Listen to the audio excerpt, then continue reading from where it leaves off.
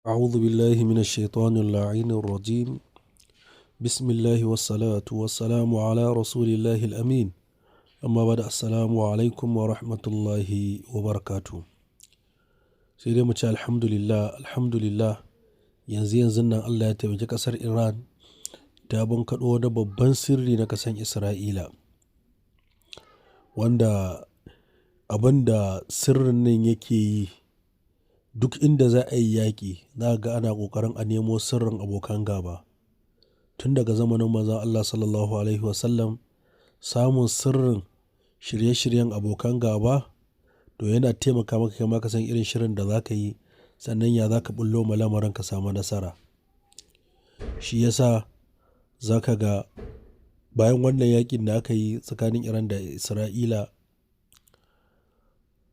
an kama 'yan leƙen asirin Isra'ila ba wanda zai iya gaya maka adadinsu, dubbanni ne. Sai da ya kai ma duk rana a Iran ana iya kama mutane 200 zuwa sama, 'yan leƙen asiri na Isra'ila. Saboda muhimmancin duk wani sirri na abokin gaba idan ya fita, to za ga zai taimake ka. Ba wani sirri ne na Isra'ila ya fita ba face shirin da suke wa ƙasar Iran na kawo bayan ƙasar Iran, a yanda suke cewa. Suna cewa suna shirin yaƙi ne na tsawon shekara 3, wanda a wannan shekara 3 ko ta halin kaka sai sun ɓarar da gwamnatin Iran, sai sun kafa nasu gwamnatin, sun samu nasu shugaban a ƙasar Iran wanda zai rinka musu biyayya yana bin abin da suke cewa. Kamar yadda kuka sani, a farkon wannan yaƙin da aka yi tsakanin Iran da Isra'ila, an tambayi shugaban ƙasar Amerika Donald Trump shin yana da burin ya canza shugaban ƙasar Iran ne. Ya ce a baya buƙatar haka. In dai ƙasar Iran za ta dawo a zauna a teburin sulhu, a zauna a daidaita, baya buƙatar sai a canza wannan shugaban ƙasar Iran ɗin, saboda da yawa canza waɗannan shugabannin baya zuwa da alkhairi, kuma suna ɗaya daga cikin manufansu ko target ɗinsu su kashe shugaban ƙasar Iran. Don duk harin da farmakin da suke kai wa ƙasar Iran, ba yanda ba su yi ba don su kashe shugaban ƙasar Iran, kuma ba su samu nasara ba. Ma'ana duk wannan maganar da zaka ji suna faɗi ba da ƙafa ne, a yaudare ku, a karkatar da tunaninku da hankalinku wani wuri guda, amma inda ake so a je wani wuri ne kuma can daban. Shi ne wannan hakikanin abin da ke faruwa tsakanin waɗannan. Kai tsaye suna so su cire waɗannan shugabannin da suka kafe sai sun yi makamashin nukiliya, su kawo waɗansu marasa hankali, marasa lissafi, wanda su kuma za a yi amfani da su a daƙile wannan makamashin nukiliya da ƙasar Iran. Kuma ko ba komai, wannan sirrin da ya bayyana ma Iran cewa dole tana buƙatar jajirtaccen shiri, saboda yaƙin da ke gabanta na shekara 3 ne. Plan ɗin Isra'ila kenan. Ita kuma idan ta tashi za ta yi shiri, za ta yi shiri ne aƙalla na shekara 5, cewa ba daga fara yaƙi kawai fafafafa da ƙarar da mukaman da take da su ba. A'a, dole sai an yi da lura, guda nawa za mu iya harbawa a rana, guda nawa ne za mu iya tarewa, ya za mu yi. Duk waɗannan yanzu yana kan Iran za ta gano wannan sirrin da ta samu. Ba ƙaramin taimaka mata zai yi ta gane inda ta dosa ba. A baya faɗan da aka yi na kwana 12 nan, ba wanda ya san inda aka dosa. Amma yanzu a filan ɗinsu suna nan suna tanaji, suna tara makamai wanda za su iya shekara 3 suna kai wa ƙasar Iran hari.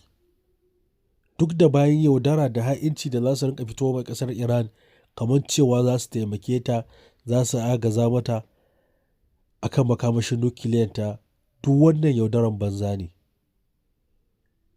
Cewa za su ba ƙasar Iran cin hancin dala biliyan 30 in ta yadda cewa a karkatar da makamashin nukiliyanta zuwa wanda zai samar da wutar lantarki. Wannan duk salon yaudara ne na waɗannan mutanen. Ba za su iya fitowa fili su gaya ma duniya ga inda suka dosa ba. Duk wani alkawari, inda abin da ya fusata Allah da su dama shine karya alkawarin Allah. Ko alkawari suka yi da mahaliccinsu ma da halicce su, wallahi sai sun karya wannan alkawarin.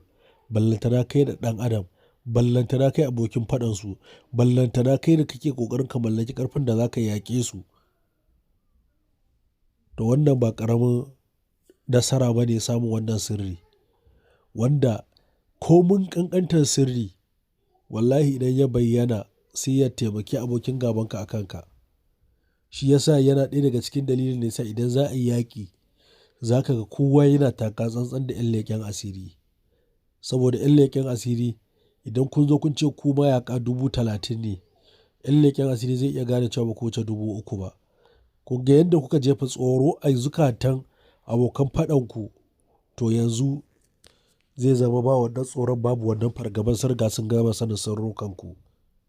Shi yasa sirri ko mun ƙanƙantar shi a yaƙi wallahi taimakawa yake yi, kuma zai taimaka a samu nasara, zai taimaka a samu irin tsaron da ya kamata a samu. Muna fatan Allah ya ci gaba da taimakon musulunci da musulmai a duk inda suke. Su kuma waɗannan Yahudawa da suke ta mummunan shiri don su ga sun ruguza ƙasashen musulmai, muna roƙon Allah ya maida musu da sharrinsu da makircinsu. Shirinsu ya Allah ka ruguza shi, ka tarwatsa shi. Ya Allah, daman da suke ƙoƙarin su shafa ƙasar Iran a doron tarihi, ya Allah karka ba su dama, ka ba Iran wannan dama ta shafe ƙasar Isra'ila a doron tarihin taswirar duniya. Kuma wannan ba ƙaramin nasara ba ne. Ka ga mutum yana ta ƙoƙarin sai ya kai ka ƙasa, amma kuma ka kai Allah na ɗaukaka ka. Allah yana baka kariya daga wurinsa. To wannan fa yana nuna maka cewa gwargwadon imaninka da Allah, gwargwadon taimakon da za ka samu daga Allah. Muna fatan Allah ya ci gaba da taimakonmu da agaza mana. Sannan wannan nasarar da ake samu duka sakamakon albarkacin addu'o'i ne da 'yan uwa suke yi babu dare ba rana ga ƙasar Iran. Kuma idan aka ci gaba da waɗannan addu'o'in, wallahi hatta waɗannan sai mun ga durƙushewansu. In Allah ya so yadda, muna roƙon Allah ya nuna mana durƙushewansu, muna gani da idonmu. Su kuma wannan sharri da suka dumfari duniya, su kai hari nan, su kai hari nan, muna roƙon Allah ya janye tallafi a kansu. Kar Allah ya ƙara ba su nasara akan waɗansu musulmai, su musu cin kashi, su tozarta su, su wulaƙanta su. Muna fatan Allah ya dawo da al'umma musulmi, ƙasashen musulunci su dawo cikin hayyacinsu da taitaye su gane su waye Yahudawa, sannan su ba su ikon ƙauracewa sharrunsu da makirtocinsu. Dama tun farkon al'amari mun riga mun faɗa, wallahi waɗannan Yahudawan ba za su haƙura da ƙasar Iran ba, sai in sun tabbatar ba ta inda za su yi ne su samu nasara. To sun fito ta hanyar yaƙi, ba su samu nasara ba, ba su samu nasarar ta gayyara nukiliyan ƙasar Iran ba. Suka fito ta hanyar kuɗi, yaudara kenan da kuɗi, ƙasar Iran ba ta faɗa ba. To yanzu sun fito da shirye-shiryen yaƙi gagarumi, wanda suna tunanin ma wai sai sun ƙarar da ƙasar Iran, sun canza gwamnati, sun ɗaura wanda suke so a 'yan kwanaki ba jimawa. Kuma sun yi shiri ne ko da za a yi shekara 3 ana yaƙi, su ba za su nemi tallafi ba, suna neman duk wani agaji da komai da za su nema, suna neman shi yanzu kafin su fara faɗa wannan yaƙi. Wanda shi ya dawo da ƙasar Iran ita ma cikin hayyacinta, ta sa dage damtse, ta gane cewa wani irin yaƙi ne muke fuskantanta, waɗansu irin mutane ne suke fuskantanta na abokan gaba. Muna fatan Allah ya mana gudunmawa, ya mana jagoranci, ya ɗaura ma kan turba ta daidai, fahimtar da mu daidai.